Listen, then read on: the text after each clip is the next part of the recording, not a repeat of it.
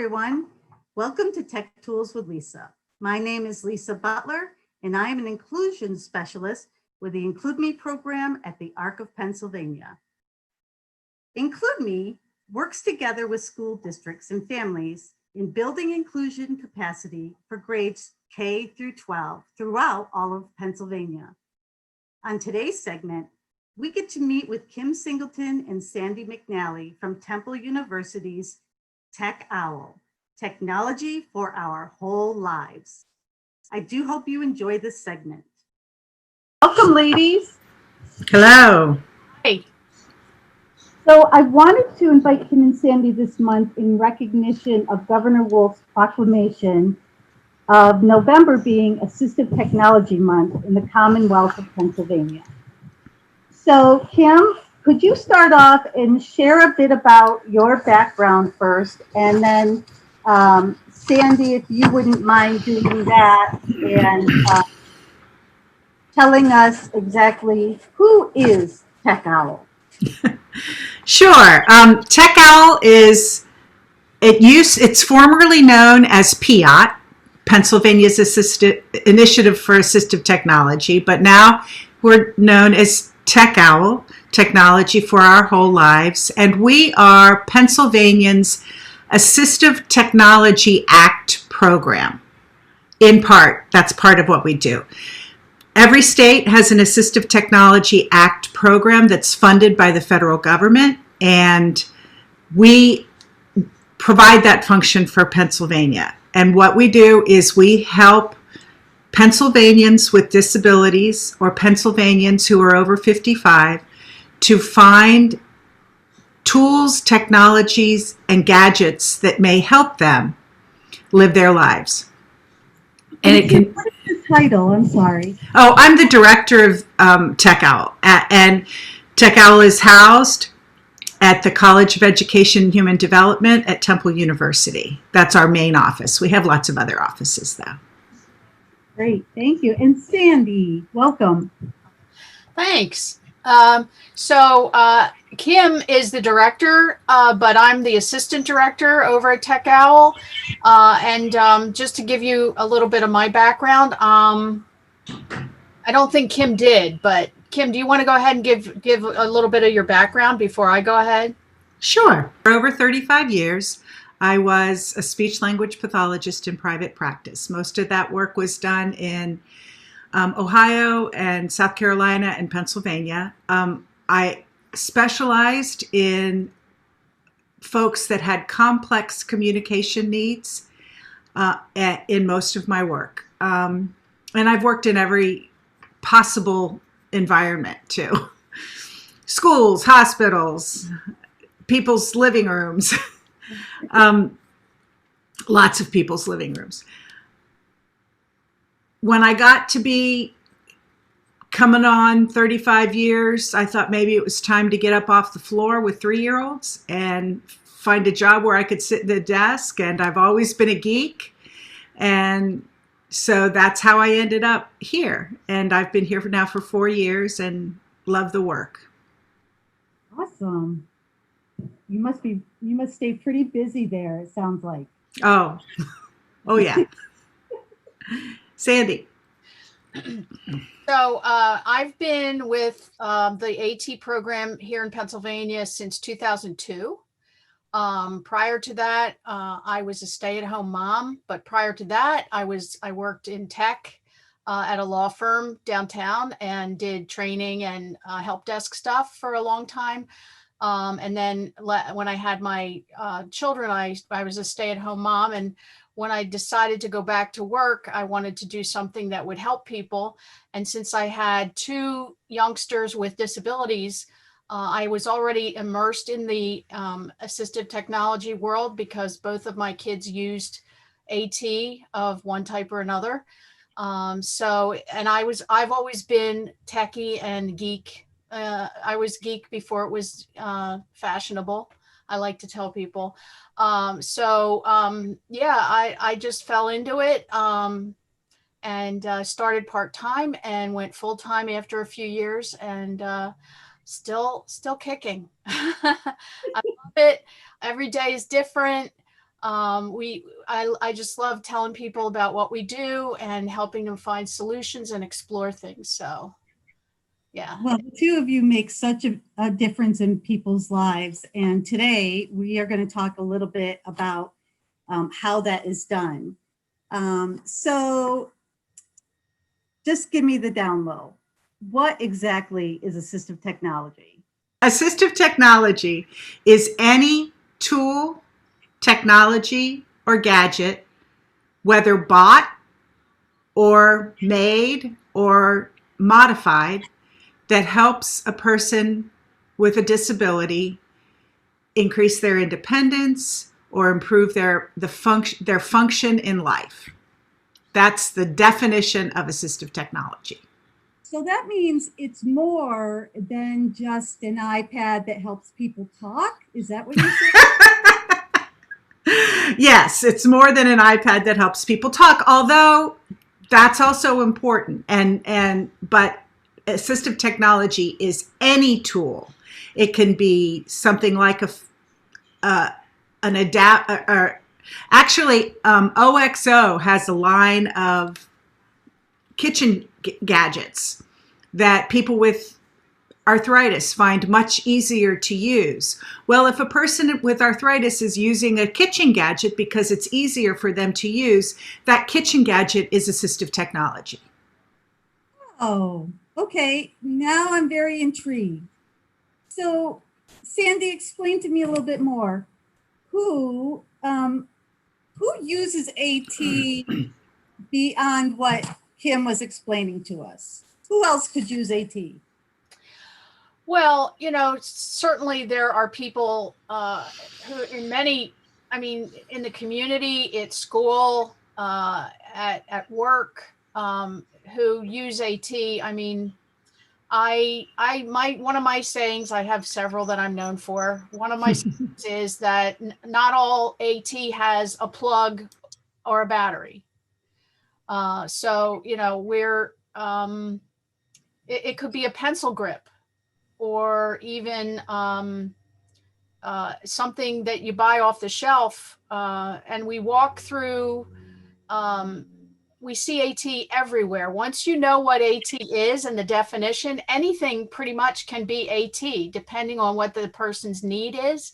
So I often tell people, when you're waiting for your prescription at the drugstore and you see all those medication holders, that's AT. Because it's reminding you, did I take my medicine? Didn't I take my medicine? It helps you keep organized if you have trouble being organized. So we look at people's functional need. We don't look at their the label of their disability. We look at what is it they need help doing? What are they having trouble doing? Or in some cases, AT helps people do things they might not otherwise be able to do at all. So for mobility, for example, a wheelchair or a power chair, that's AT. So it helps somebody get around. So it can be, something that is very minor, and it might just help them make their day a little easier, or it can be something that's a major part of their life. So you caught my attention when you were talking about schools, because obviously that's our passion here at Include Me. So give me an idea, if there is a student with a significant disability and we need them to access the general curriculum, and as well as anything else in the school so that they can be with their peers, tell me what you would do if someone called you and said, we need help. Kim, do you want me to take this one? Sure. I'll start. So the first thing we would do, one of the things we do at TechOWL is information and assistance. So we get calls from all over the state, and we answer people's questions, and we get them started on the road to exploring the tools that they or their family member or friend or student might need. One of the things, if the student is in a public school, we have a conversation that, under the IDEA, the student is entitled to have an AT assessment through the school system. And that's a whole other conversation that we might cover on another day. But basically, though, you need to think about, again, what is the student having trouble doing? And look at their environment. So what classes are they having trouble doing?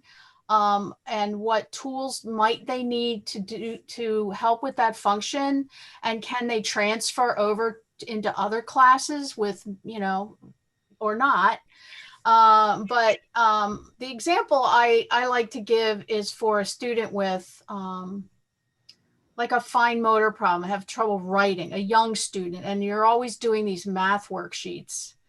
And if the student's having trouble writing a number, and the purpose of doing the math worksheet is to learn math and not necessarily write, then why not use rubber stamps with numbers so that they can just rubber stamp the number that is the answer they're giving on the worksheet. That way they're not behind everybody else in the class and they're not waiting for them. And instead of concentrating on math, they're concentrating on writing something. And sometimes students have trouble doing those two things at once. Right. So that's just, it's kind of a low tech example. Teachers love low tech. Parents love low tech. Just basic things that maybe sometimes even people have around the house or the classroom can be used as AT. Not all the time, but some of the time. I like that. That was very simple. And you brought up a good point about students work so hard to be focusing on the curriculum. And you and I probably don't work as hard when we're writing our name or writing a number. So why should we make it hard on a student? And that was a very simple answer. I love it. Kim, tell me about something that might be more mid-tech in a classroom. Oh gosh. Again, I think you start at what the person's struggling with. And then what we do at TechOWL is we help them explore possible options. They know a child, a person, and a person's family and a person's team know that child. We don't know that child, but we do know technology and we do know things that are available to help that child. I think that most classrooms have computers and laptops, we would hope. And if a person, again, going to the problem writing, and that being a barrier to consuming the curriculum in its true form, then having access to a keyboard, having access to word processing. Now, we don't really think of word processing as assistive technology, but it is if you need it to access curriculum. And so then it becomes not that they're cheating because they're in air quotes, because they have access to a keyboard. It's that they're learning about science or they're learning about literature, and the way that they're expressing themselves is we're taking the load of needing to handwrite something and replacing it with a keyboard. And frankly, there's so many keyboards in our lives now that children we don't teach typing anymore. There's no reason to teach typing because as digital natives, children are coming up it being such an important part of their lives that they're doing it on their own. Right. Starting so early. My son can go circles around me. And, I thought I was all on it, but apparently I'm not. So I'm just wondering, I'm thinking of some of the students that I've worked with in the past and my colleagues have supported.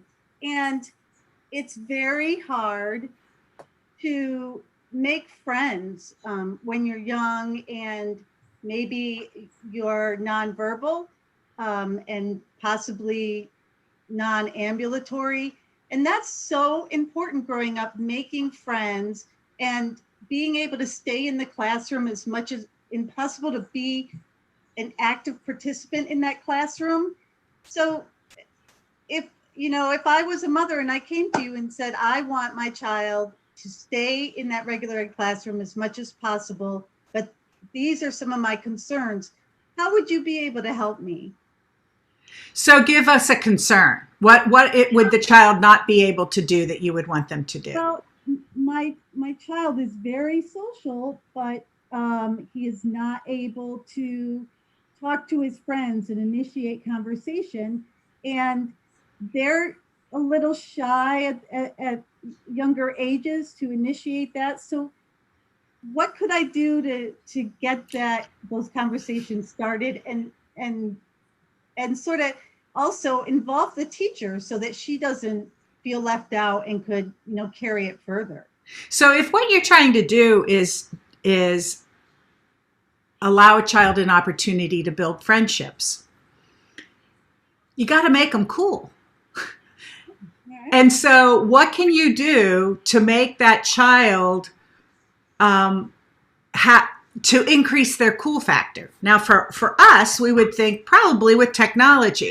I worked with a little kid who was in a daycare, and he used a tablet with a communication app on it because he was minimally verbal. Well, this was probably 8 or 9 years ago, and having a tablet made him cool because it was still new enough that people really didn't have access to a lot of tablet technology in schools. So just having him have that increased his social strength by having something that people wanted to see. So all of a sudden kids were coming up to him and he could show them things that they didn't know, and that helped his social skills as well as his communication skills. That's just one thought. Yeah, that's awesome. Sandy, I remember, and I guess I should divulge that I know both of you going way back, but you had said something to me last week. You gave me an example and it just blew me away. Do you remember what that was? You'd have to give me a hint.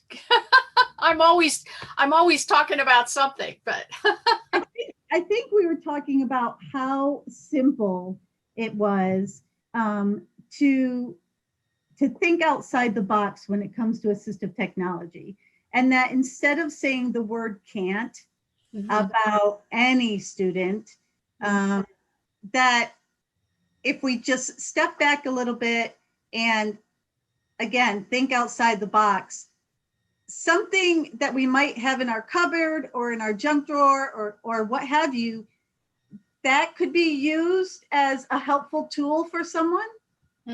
Yeah, absolutely. I sometimes draw from my personal experience at my home, and I found that Post-it notes were very helpful. In some cases, color-coded folders to keep a student with executive function difficulty, which is organizing, planning. They sometimes call it executive dysfunction if you have trouble with executive function, because we're all great with creating new words.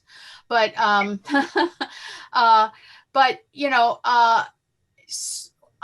think that we need to look at what the student's strengths. There's a tendency to look at deficits first. And I like to flip that discussion and say, well, let's look at what's working first. And then where are the gaps? Where does that student need a little bit of help to fill in those gaps within their strengths? And let's look at what tool we might use or try out at least to see what might help with those gaps in their strengths, so that they can be successful. And then let's get it in the IEP once we make a decision about it and tie it to their goals. And make sure that this teacher is trained on the use of it, and anybody else working with the student at school knows what's going on. And all that is part of the IEP, or should be. And I think you might be referring to my saying. Another saying I always use is, you don't put out a candle with a fire hose. So that means, don't bring out the big AT until you've tried maybe some more low tech things that are maybe the student can accept more readily, the family can accept more readily. And then, maybe if that doesn't work, then, or maybe if after a while it stops working for them, then you progress, because AT is always on a continuum. Because everybody's always in a transition of some point. So what you use 1 year, you might not be using the following year. So we always need to keep that in mind too. I just thought of another example from my working with kids where we used assistive technology in a unique way. And that was that a child had very difficult time on the playground. Socially didn't really know how to connect and how to engage and what to say and who to say it to. So we hooked up and this person also had a one-to-one paraprofessional who would follow him around the playground, cueing him, in air quotes again. Well, talk about socially isolating a third grader by having an adult follow him around.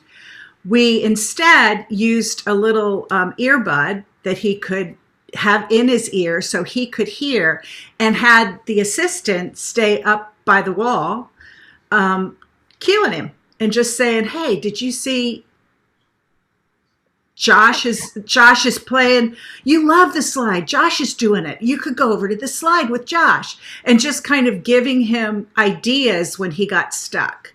It also then helps fade person support. Oh, I like that, Kim. Yes. Yes. You're not having someone right on top of the student. And that was years ago when the technology wasn't nearly as good as it is now. That kind of system would be very easy to put together now. Right.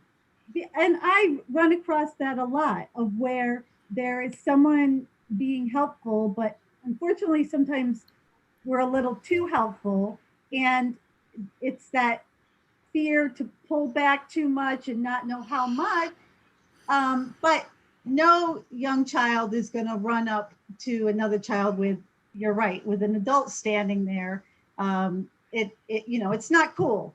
So this sounds like a great example. And not only does it, help in the classroom, but you just showed our audience how it helps across the board. So out in the playground, or, in the cafeteria, those type of things, because when you need AT, a lot of times it's not just for one thing. It's like you said, for your whole life. So in school, on the bus, you go home, out in the community. As you grow older, what things are you going to need or not going to need? Because I think some families, when you say AT, they get nervous that, well, there's no going back. And I think that's something that to dispel, that it's like having training wheels. You might start with training wheels and may need them for a little bit, but someday you may not need them at all. So that's one way, but the other way is there are some technologies that we adopt and we don't ever want to go back. I mean, think about the smartphone. Can you imagine? I'm not working toward the time when I don't need my smartphone anymore. I mean, and a smartphone is probably one of the biggest pieces of AT that people have in their pockets. Mm-hmm. Right. And what seems like a luxury for some of us, or something that we don't even think about, throw it in our purse, is a necessity for others. And that that connection to friends, family, society. And I don't think that people think of it that way. And I think it's awesome that you say that because it breaks the stigma that we all use AT and don't even realize it until we just spoke to you. That's why I say the two of you are so knowledgeable. We hope you enjoyed the first segment of Lisa's Tech Tools. Stay tuned for the rest of Lisa's conversation with Kim and Sandy next week. Thanks for watching.